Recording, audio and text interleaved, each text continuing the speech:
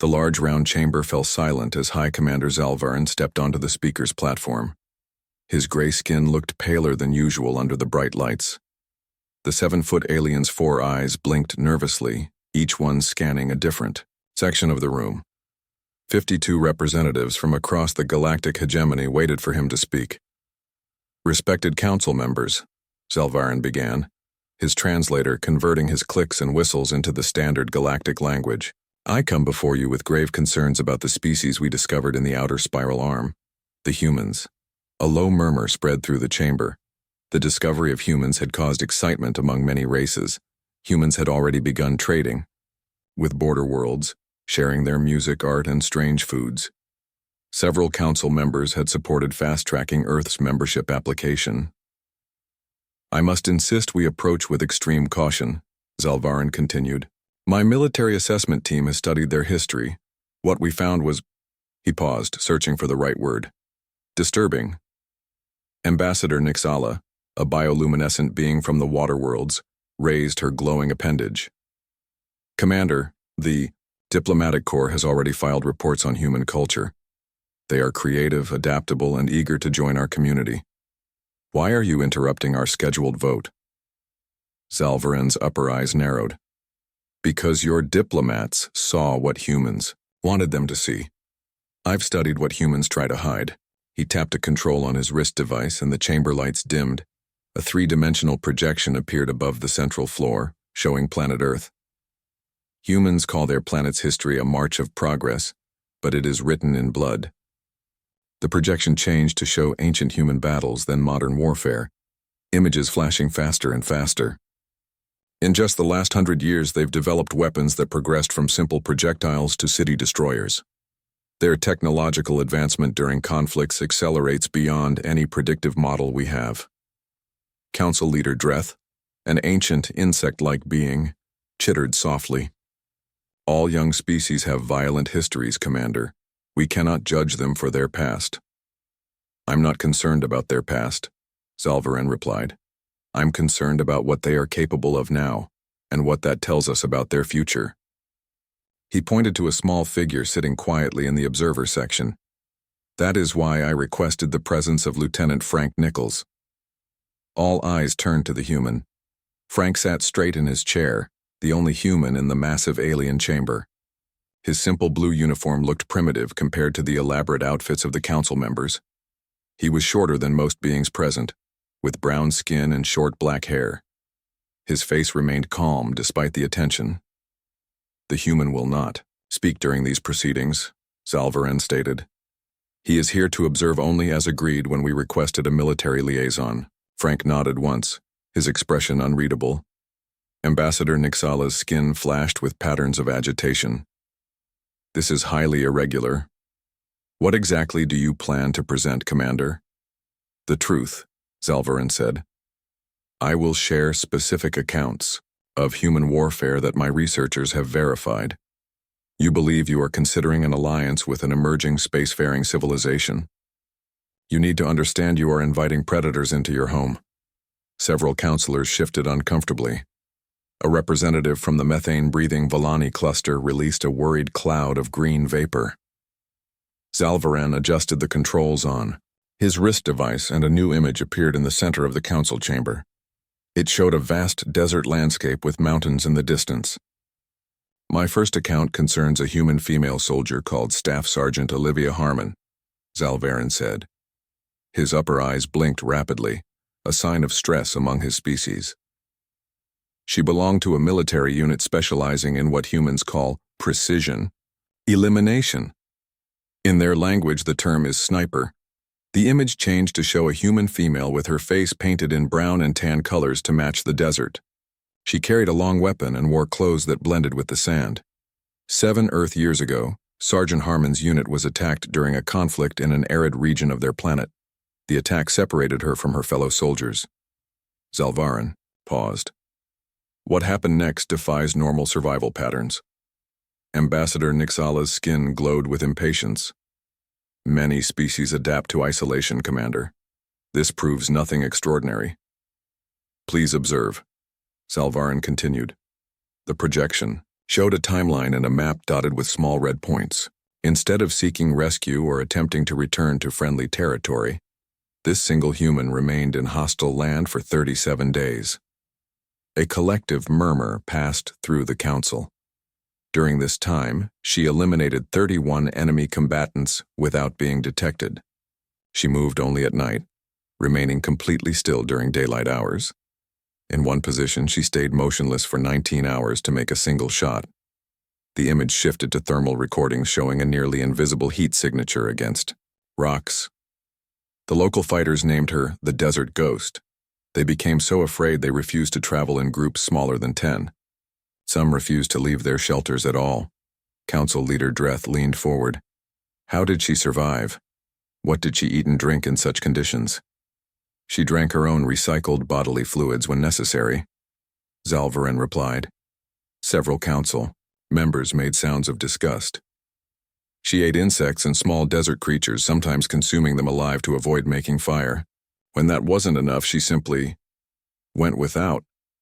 The Volani representative's breathing tubes contracted. She must have been desperate. No, Zalvarin said quietly. According to our interviews with human military personnel, she was following standard training protocols. He displayed new footage showing Olivia Harmon after her rescue. She appeared thin but was walking unassisted, even smiling as she greeted other soldiers. Human military forces train for these scenarios regularly. They call it survival school. They deliberately practice being hungry, thirsty, and uncomfortable. Zalvarin's voice held a note of disbelief. They choose this. A small furry counselor from the Melikai system spoke up. Many predator species have impressive survival adaptations. This single example is not unusual for humans, Zalvarin interrupted. In their military history, they have many similar accounts. A human named Roy Benavidez entered active combat with multiple serious wounds and continued fighting for 6 hours. Another named Desmond Doss rescued 75 injured soldiers while under constant fire. A female called Lee Ann Hester led a counterattack against enemy forces that outnumbered her unit 3-1. The chamber grew quiet. The most disturbing aspect, Zalvarin continued, is not their physical endurance but their psychological resilience. Sergeant Harmon spent over a month as the hunter and the hunted. She watched through her weapon scope as her targets ate, talked, and slept, learning their patterns before taking their lives. After her rescue, she requested to return to active duty within 3 weeks.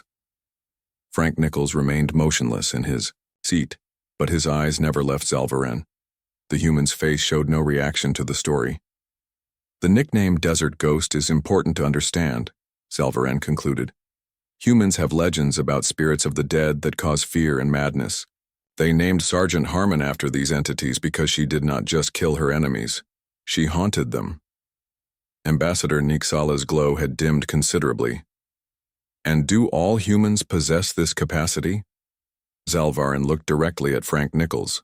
All humans are capable of becoming ghosts when necessary, and that is only the beginning of what they can do. Your fear is misplaced, insisted Nixala. Humans have shown nothing but peaceful intentions since first contact.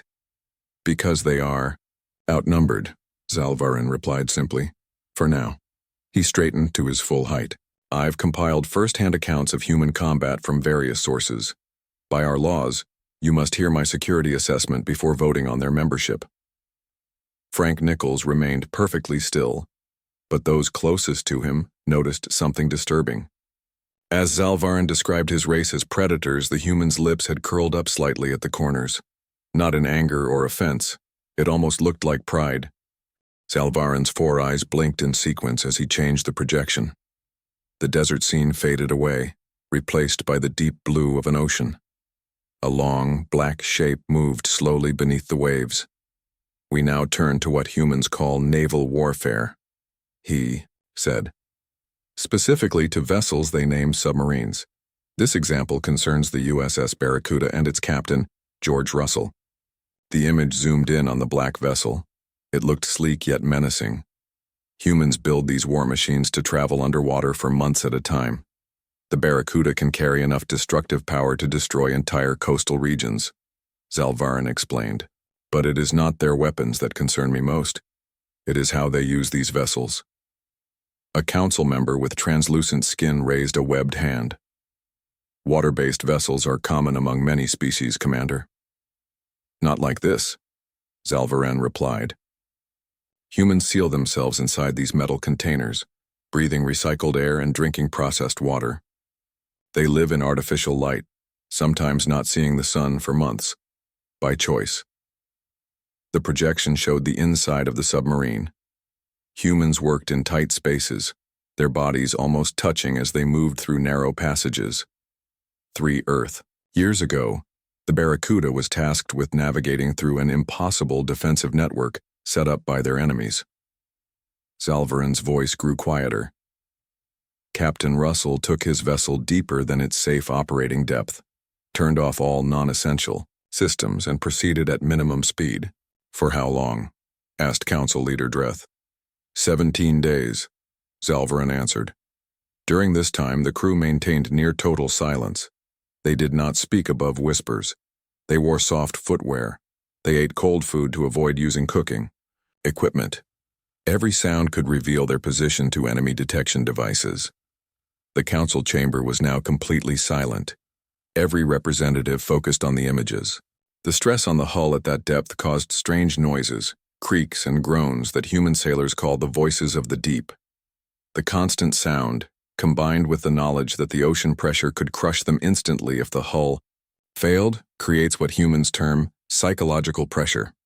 Zalvaran displayed brain scans of the crew members. Yet their stress hormone levels remained within functional parameters. They adapted to what should have been unbearable conditions. Ambassador Nixala's glow pulsed with concern. What was their mission objective that required such extreme measures? Intelligence gathering, Zalvaran said, and weapons deployment readiness. Had they received the command, they could have launched devastating attacks at any moment during those 17 days. The furry Melikai counselor shuddered visibly. They hid in the ocean, waiting to strike, for over 2 weeks? This is standard procedure for their submarine forces, Zalvaran confirmed. What you find horrifying, they consider routine duty. He changed the display to show Captain Russell. The human man looked ordinary, middle-aged with graying hair at his temples and lines around his eyes. After successfully completing the mission, Captain Russell wrote in his report, and I quote, "Crew morale remained high throughout the silent running period. Request permission for similar deployment in Sector 4 next quarter." Zalvaran's upper eyes narrowed. He asked to do it again. Frank Nichols, still seated in the observer section, kept his face carefully neutral, but those watching closely might have noticed a slight nod, as if confirming the commander's assessment. The ocean is the submarine image faded from view. Zalvaran tapped his wrist device again, and the council chamber filled with the sound of roaring engines. The projection showed aircraft streaking across a blue sky. "We now examine human aerial combat," Zalvaran announced. "This account concerns Major Susan Lambert, a fighter pilot." The image changed to show a human female in a tight-fitting flight suit and helmet. She stood next to a sleek metal aircraft with sharp angles and weapons mounted under its wings. 5 Earth years ago, Major Lambert led a squadron of 6 aircraft on a mission over disputed territory, Zalvaran explained. They were ambushed by 12 enemy fighters with superior technology. The projection displayed a tactical map with moving dots representing the aircraft. The council watched as the human squadron was surrounded by enemy forces. Normal tactical doctrine would call for immediate retreat, Zalvaran continued. Instead, Major Lambert did something unexpected. The map showed one human aircraft, Lambert's, breaking away from the others and flying directly at the largest concentration of enemy fighters.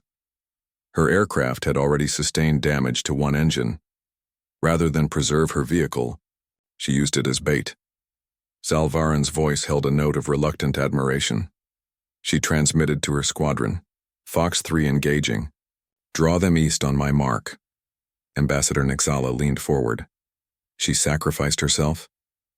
That was likely her intention, Zalvaran agreed. But humans are remarkably difficult to kill. The projection changed to show video footage from another, Aircraft. The council watched as Major Lambert's fighter took multiple hits, began trailing smoke yet continued flying directly at the enemy formation. The enemy aircraft scattered to avoid collision.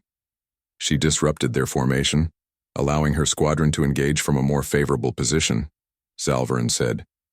When her aircraft became too damaged to remain airborne, she did this. The footage showed the human fighter erupting in flames, a small object ejected from the cockpit. That is the pilot ejection system, Zalvarin explained. Major Lambert was launched from her aircraft at a speed that would kill many species. The force broke 3 of her bones. She parachuted into enemy territory with multiple injuries. Council, Leader Dreth's antennae twitched with concern. Surely that ended her participation in the battle. No, Zalvarin said simply. The projection showed thermal imagery of a small figure moving through rough terrain, stopping occasionally to hide. As larger groups passed nearby, Major Lambert evaded capture for 11 hours while her squadron completed their mission. When they returned with rescue aircraft, she had acquired an enemy communication device and was transmitting their positions to her forces. The crystal representative sparkled with agitation. She continued fighting after such trauma? Humans have an unusual response to extreme stress, Zalvarin said. Their bodies produce chemicals that can temporarily mask pain and increase strength. They call it adrenaline, but their psychological response is even more remarkable. He showed new footage of Major Lambert in a medical facility. Despite bandages and visible injuries, she was smiling and laughing with other pilots. This was recorded 6 hours after her rescue. Note her emotional state. Zalvarin pointed to her smiling face. She is engaged in what humans call joking about her near-death experience. The Villani representative released a cloud of confused gas. Is she suffering mental damage? No, Zalvarin replied. This is their normal coping mechanism. They use humor to process trauma that would psychologically cripple other species. Frank Nichols, still seated in the observer area, suppressed a small smile. Major Lambert was awarded their Distinguished Flying Cross Medal, Zalvarin continued. Her citation reads, for exceptional bravery and tactical innovation while vastly outnumbered by enemy forces. After recovering from her injuries, she requested immediate return to flight status. Zalvarin faced the council directly. Consider what this means. Humans celebrate and reward those who take the greatest risks. They promote individuals who demonstrate extreme behavior. In most galactic cultures, self-preservation is the strongest instinct. For humans, it can be overridden by something they value more. Victory. Alien environment on Earth, Zalvarin continued. Humans cannot breathe water. They cannot see well underwater. The pressure and cold should repel them. Yet they built vessels to conquer these depths, turning the ocean itself into a hiding place for their weapons. A new representative spoke up, her crystalline form catching the light. Commander, surely other species have similar capabilities? No, Zalvarin said firmly. No other species we have encountered willingly endures such isolation combined with constant danger for strategic advantage. This mental fortitude makes humans uniquely dangerous. He looked directly at the council. And remember, this is what they do to themselves. Imagine what they are willing to do to their enemies. The fighter jet image faded away. Zalvarin paused to drink from a small container of blue liquid. Even the commander seemed affected by the stories he was sharing. Our next account, he continued, his voice slightly hoarse, concerns what humans call special operations. This involves small teams sent into extremely hostile environments to complete specific missions. The projection changed to show a snowy landscape. White mountains loomed in the background. The temperature reading in the corner of the image showed numbers that made several council members shiver. This concerns Captain Alan Dawson and his team of 5 operators, Zalvarin said. They were deployed to a subarctic region in pursuit of a high-value target. The image showed 6 humans dressed in white clothing that blended with the snow. They carried weapons and heavy packs. During their mission, they discovered they were being tracked by a technologically superior enemy force of 23 individuals, Zalvarin explained. The enemy had thermal imaging, aerial drones, and automated tracking systems. They retreated, obviously, said the furry Melikai counselor. No, Zalvarin replied. They altered their mission parameters. Instead of avoiding detection, they deliberately allowed themselves to be tracked. A new image appeared showing a tactical map with two groups of dots moving through mountain passes. The smaller group, Dawson's team, appeared to be fleeing, while the larger group pursued them. Captain Dawson led the enemy force into increasingly harsh terrain, Zalvarin said, areas where temperatures dropped to levels that could freeze exposed human flesh in minutes. They did this intentionally. The Council watched as the map showed the human team moving deeper into the mountains, taking routes that seemed unnecessarily difficult. The pursuing force had better equipment but less experience in extreme cold, Zalvarin continued. After 3 days of pursuit, the human team turned and attacked. The map showed the small group of dots suddenly changing direction and moving directly toward their pursuers. The larger group scattered. By this point, 7 of the enemy force had already been incapacitated by the cold. The human team eliminated 11 more in their surprise attack. The remaining 5 retreated but were captured when their equipment failed in the extreme conditions. Ambassador Niksala's skin glowed with disbelief. How did the humans survive, if their enemies could not? They used the cold as a weapon, Zalvarin said. One they had trained to withstand. During the 3-day pursuit, 2 members of Dawson's team suffered serious frostbite. They performed medical procedures on themselves, without proper equipment. The projection showed grainy footage of humans huddled in a small snow shelter. One human was cutting damaged tissue from another's blackened fingers, while the injured human bit down on a piece of leather. A counselor near the back of the chamber stood up and quickly left. Others looked away from the disturbing images. Most concerning, Zalvarin continued, was their communications during this period. He played an audio recording. A calm human voice said, Sierra 2, reporting 4 digits compromised, continuing mission. Another voice responded just as calmly, acknowledged Sierra 2, proceed to checkpoint Delta. The first speaker had just lost 4 fingers to frostbite, Zalvarin explained. The second was approving his continued participation in the mission. The Sesio Volani representative's breathing tubes contracted in horror. Captain Dawson's final report included this statement, Zalvarin said. The environmental conditions were our most effective ally. Recommend similar tactics for future operations. Incomparable terrain. He looked directly at the Council. They used their own blood to create false trails in the snow. They buried themselves completely to avoid thermal detection, breathing through small tubes. One team member dislocated his shoulder to fit through a narrow crevice during an ambush. He resetted himself afterward. Zalvarin dismissed the snowy images and the Council chamber grew momentarily dark. When the lights returned, the projection showed strange patterns of light flowing across a black background. Not all human warfare involves physical combat, Zalvarin said. Now we must discuss what they call cyber warfare, battles fought through information systems. Several Council members looked confused. A reptilian representative tilted his scaled head. How can warfare occur without physical contact? Humans have created a vast network of connected computer systems, Zalvarin explained. They exchange information, control infrastructure, and manage their civilization through these networks.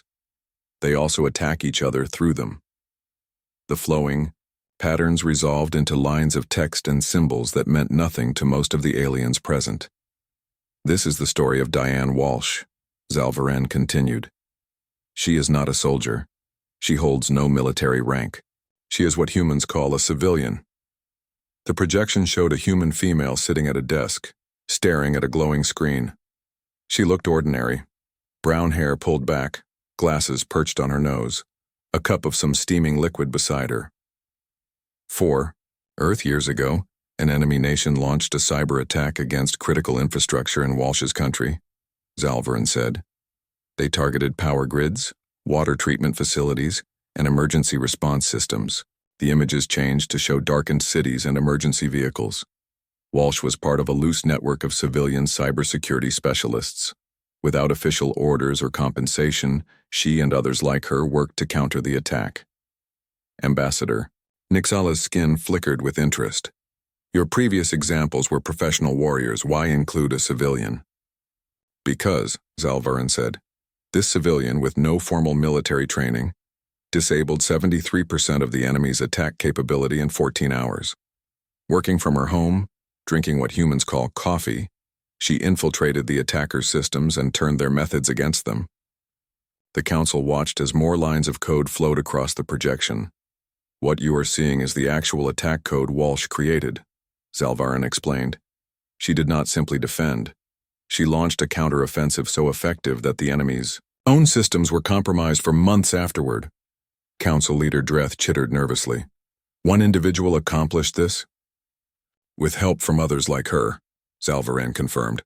Most working independently, sharing information through informal channels. No chain of command. No official protocols. Just cooperation toward a common goal. He played an audio recording of Diane Walsh speaking. The firewall they thought was unbreakable? That just made it more fun to crack. Nothing is truly secure if you're creative enough. Notice her attitude, Zalvarin said. She approached this life-or-death conflict as an intellectual challenge, a puzzle to solve. The crystal representative sparkled with concern. How many humans possess these skills? That is what makes this example so disturbing, Zalvarin replied. Many thousands of humans can perform similar feats. They teach themselves these skills. They share knowledge freely. There is no central control over who can learn to wage this type of warfare. Frank Nichols shifted slightly in his seat. His face remained neutral, but his eyes followed the code displayed in the projection with clear understanding. In the physical examples I have shared, humans demonstrate remarkable endurance, Zalvarin continued. In cyber warfare, they demonstrate something perhaps more concerning, distributed innovation without hierarchical control. He displayed images of young humans at screens, some appearing to be mere adolescents. Their military cyber units are formidable, but their civilian specialists are often more creative and adaptive. They call these civilian hackers who help defend their systems white hats. Those who attack are black hats. The most skilled can switch between these roles at will. Zalvarin looked directly at the council members. Consider what this means.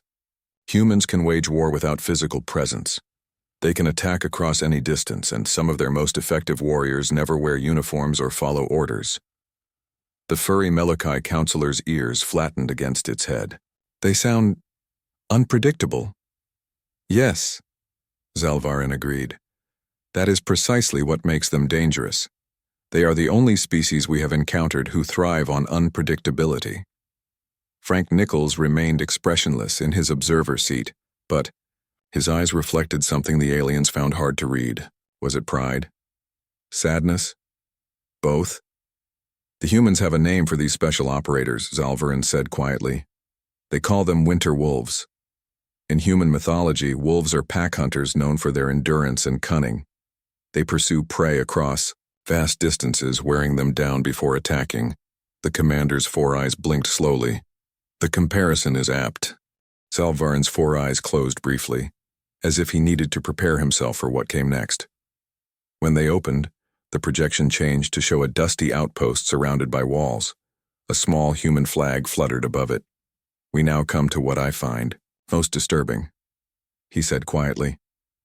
This is the story of Firebase Delta and Lieutenant Paul Martinez. The projection zoomed in to show a human male with dark hair and tired eyes. He wore a dust-covered uniform and carried a weapon. To Earth. Years ago, Lieutenant Martinez commanded 57 soldiers at this remote outpost, Zalvarin explained. They were tasked with monitoring a strategic mountain pass in hostile territory. The image panned out to show the barren landscape surrounding the base. Rocky hills stretched in all directions. Their intelligence failed them, Zalvarin continued.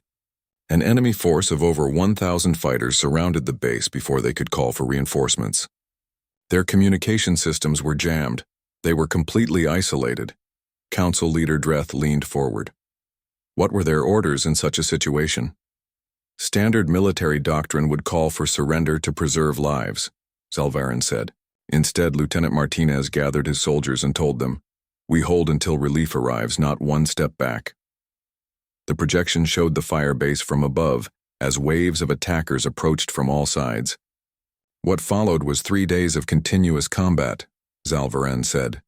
The humans were outnumbered 20-1. Their supplies were limited. They had no hope of immediate rescue. The council watched as explosions bloomed around the fire base. Perimeter. Tiny figures could be seen moving along the walls, defending against the much larger attacking force. By the second day, half the human defenders were dead or severely wounded. Zalvaran's voice grew softer. Their ammunition was running low. The enemy had breached the outer wall in 3 places. Ambassador Nixala's glow had dimmed to almost nothing. Surely they surrendered then. No, Zalvaran said. The wounded continued to fight. Those who could not hold weapons loaded ammunition for those who could. Lieutenant Martinez ordered conservation of supplies and organized the remaining troops to defend smaller and smaller areas of the base. The projection showed humans falling back to inner buildings, creating barricades from debris, fighting room by room. On the 3rd day, their situation became truly desperate, Zalvaran continued. Only 23 defenders remained combat effective. The enemy prepared for a final assault that would surely overwhelm them. The Villani representative released a sad cloud of gas. A noble but futile last stand. That is what should have happened, Zalvaran agreed. But humans are remarkably difficult to defeat, even when victory seems impossible. He displayed communications logs from the fire base. The messages were short and direct. North wall breached. Falling back to Building C. Ammunition critical, switching to sidearms and hand weapons. 8 combatants operational, still holding central command. Notice what is not in these communications, Zalvaran said. No request to surrender. No plea for terms. No mention of defeat. Frank Nichols, still in his observer seat, sat straighter as the final moments of the battle were displayed. With the enemy closing in, Lieutenant Martinez and his 7 remaining able fighters prepared for hand-to-hand combat, Zalvaran said. And then this happened. The projection showed the sky above the fire base. Suddenly, multiple aircraft appeared, dropping explosives on the attacking forces. Larger ships landed near the base, disgorging fresh troops. Reinforcements arrived literally minutes before the base would have been overrun, Zalvaran explained. The relief force found Lieutenant Martinez and his soldiers still fighting despite multiple injuries, extreme exhaustion, and nearly depleted supplies. The image of the wounded soldier faded away. Zalvaran stood silent for a moment, his gray skin looking almost ashen under the chamber lights. The council members remained quiet, processing everything they had heard. I have shared only a small sample of human warfare capabilities, Zalvaran finally said. There are many more examples I could provide. Their history is filled with such accounts. Ambassador Nixala's skin had stopped glowing entirely, a sign of deep concern among her species. Commander, your presentation has been illuminating, but I must ask, why are you so intent on portraying humans as monsters? Not monsters, Zalvaran corrected. Predators. There is a difference. Monsters are mindless. Predators are intelligent, calculating. Humans are apex predators who evolved on a death world of their own making. Council leader Dreth's antennae twitched rapidly. Yet they have reached out to us peacefully. They seek trade, cultural exchange, and membership in our community. Because they are currently outnumbered, Zalvaran repeated his earlier point. Their technology lags behind ours in many areas. But consider what I have shown you today. Consider how quickly they advance during conflicts. Consider their psychological resilience and their capacity for self-sacrifice. The crystal representative sparkled nervously. What exactly are you suggesting, Commander? That we reject their application for membership? I am suggesting caution, Zalvaran replied. Perhaps a probationary period of several decades, rather than immediate full membership. Time to observe and understand them better. A murmur ran through the council chamber. The diplomatic corps representatives looked particularly unhappy with this suggestion. I believe, Zalvaran continued, that the human observer should be permitted to speak now. All eyes turned to Frank Nichols. The human stood slowly, his simple blue uniform stark against the elaborate garments of the alien council members. He walked to the center of the chamber with measured steps. "Thank you, Commander," Frank said, his voice calm and clear. "I have listened to your assessment with great interest." He looked around at the council members, meeting the gaze of as many as he could. Some flinched away from his eyes. "Everything Commander Zalvaran has told you is true," Frank said simply. The chamber erupted in surprised clicks, whistles, and flashes of light as the aliens reacted. "Humans are capable of all the things you have heard today," Frank continued once the noise subsided. "We can endure extraordinary hardship. We can continue fighting when logic says we should surrender. We can adapt to almost any environment. We can become ghosts, wolves, and silent hunters." He paused, letting his words sink in. "But the Commander has shown you only one aspect of humanity," Frank said. "He has not told you about our music, our art, our literature. He has not shown you how we care for the sick, how we celebrate life, how we mourn our dead. He has not explained how these same traits, our persistence, our innovation, our self-sacrifice, are what allow us to heal the wounded, explore the unknown, and build communities." Frank turned to face Zalvaran directly. The same human who can fight for 3 days without rest can also work for 3 days to save a stranger trapped in rubble. The same adaptability that makes us dangerous also makes us excellent problem solvers and allies. The human's voice remained even, neither pleading nor threatening. "You fear what we might become if we turn against you. I understand that fear. But consider what we might accomplish together as allies. Consider what threats we might face together in the future, and whether you would prefer to have humans fighting beside you or against you." Ambassador Nixala's skin began to glow again faintly. "You do not deny your capacity for violence." "No," Frank agreed. "That would be a lie. We are what evolution and our history have made us, but we are more than our capacity for warfare." Council Leader Dreth rose from his seat. "This council will now deliberate on the human application for membership. Both the Commander and Lieutenant Nichols will await our decision." As Frank returned to his seat, he heard 2 alien representatives speaking quietly. "The humans have a saying," one whispered. "Keep your friends close and your enemies closer." "Which do you think they are?" asked the other. "I don't know," came the reply. "But the Commander is right about one thing. They are the most beautiful monsters I have ever seen." Zalvaran displayed a final image. Lieutenant Martinez in a hospital bed, covered in bandages but smiling as a superior officer pinned a medal to his gown. When asked how they managed to hold out for 3 days, Martinez said simply, "No one wanted to be the first to give up." The Commander looked at the silent council. "This concept, no man left behind, overrides basic survival instincts in humans. They will risk certain death rather than abandon their comrades. In most species, this would be considered irrational. For humans, it is their greatest strength."